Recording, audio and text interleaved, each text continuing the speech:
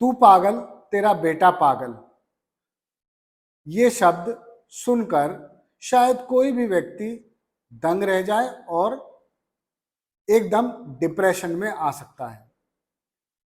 इस तरह के आरोप लगाए हैं एएसपी के ससुराल वालों ने। घटना हुई है लखनऊ में, वो भी पुलिस लाइन में बने ट्रांजिट हॉस्टल में, जहां एएसपी की पत्नी ने पति के तानों से परेशान आकर जान दे दी।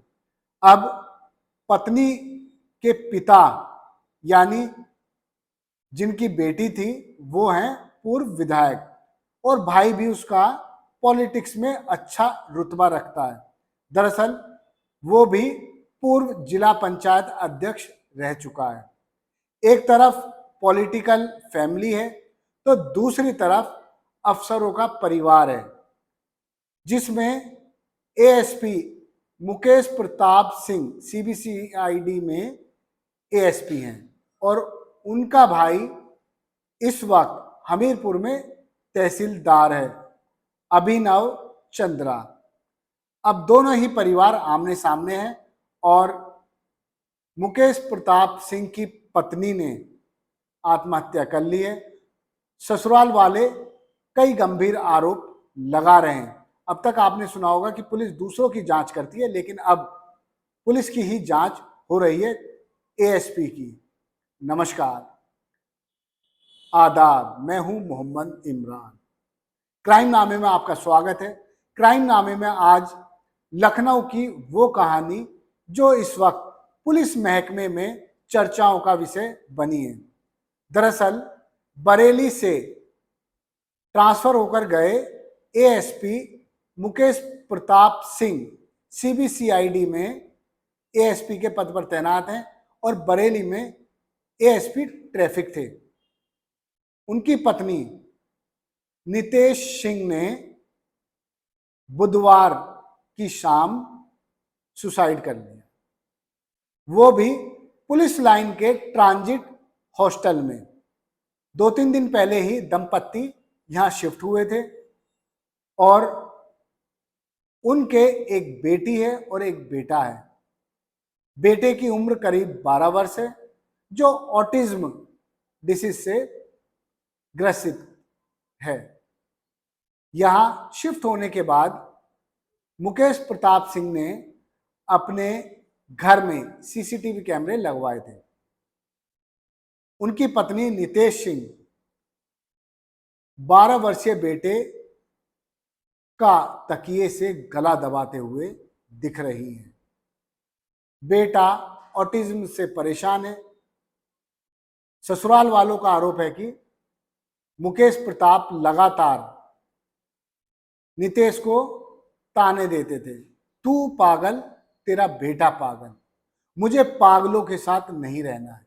इतना ही नहीं, एक और गंभीर आरोप लगाया है उनके ससुर यानी पूर्व विधायक रमेश बाबू ने, जो कि बसपा से विधायक रह चुके हैं। उनका कहना है कि उनके दामाद मुकेश प्रताप सिंह के दूसरी महिलाओं के साथ अवैध संबंध है। यदि उनके mobile call detail, mobile chat और व्हाट्सएप चैट पुलिस खंगाल ले तो दूध का दूध पानी का पानी हो सकता है कि नितेश ने ये आत्महत्या की है या फिर उसको आत्महत्या के लिए मजबूर किया गया है।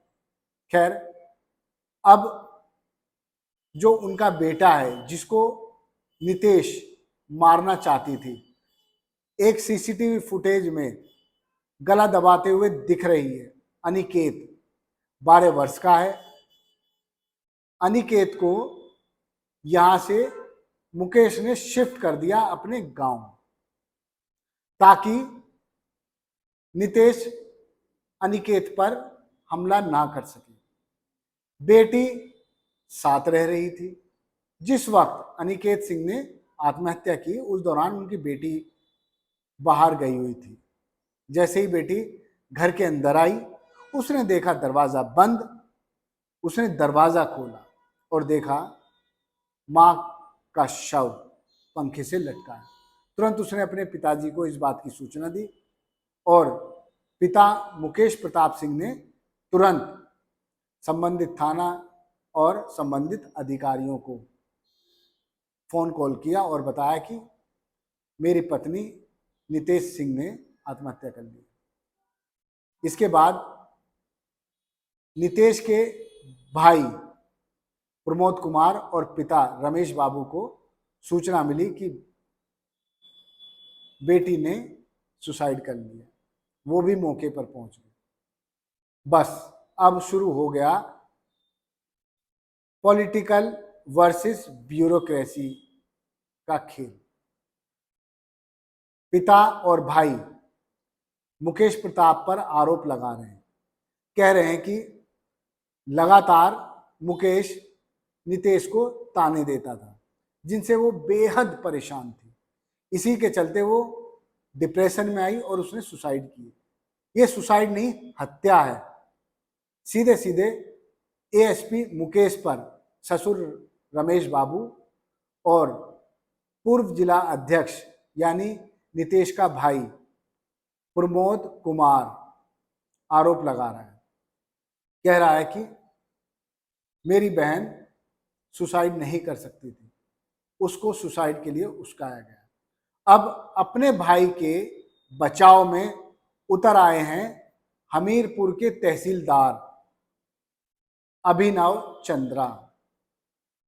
उनका कहना है कि सीसीटीवी कैमरे इसीलिए लगवाए गए थे ताकि उनके भतीजे अनिकेत को उनकी भाभी नुकसान ना पहुंचा पाए। सीसीटीवी कैमरे में वो कैद हो गई तकिए से उसका गला दबाते हुए, मुंह दबाते हुए। लेकिन पूर्व विधायक और नितेश के पिता रमेश बाबू का कहना है कि तानों से परेशान थी, इसलिए वो बेटे को भी मारना चाहती थी, क्योंकि बार बार मुकेश कहता था कि तू भी पागल है, तेरा बेटा भी पागल है, मैं तुम लोगों के साथ नहीं रह सकता। और मुकेश ने पूरी साजिश के तहत घर में सीसीटीवी कैमरे लगवाए, उसको उस्काया कि वो बच्चे पर हमला करे। बस मुकेश अपनी प्लानिंग में कामयाब हो गया। यहां तक कहता था कि तू मर भी जाएगी तो मेरा कुछ नहीं बिगड़ेगा। खैर, लखनऊ में डीसीपी, एडिशनल कमिश्नर समेत तमाम अधिकारी मौके पर पहुंचे। उन्होंने पूरी जांच की। फिलहाल मुकेश प्रताप सिंह की कॉल डिटेल्स, व्हाट्सएप चैट खंगाले जा रहे हैं और पता लगाया जा रहा है कि नितेश की आत्महत्या में मुकेश का क्या रोल है। खैर, पुलिस है, आपस में यदि भाईचारा निभाया तो हो सकता है कि नितेश को इंसाफ ना मिल पाए। धन्यवाद। देखते रहिए जय हिंद जनाब। चैनल को लाइक और सब्सक्राइब करना ना भूलें और हमारा क्राइम नामा आपको कैसा लग रहा है कमेंट बॉक्स में कमेंट करके बताएं। जय हिंद।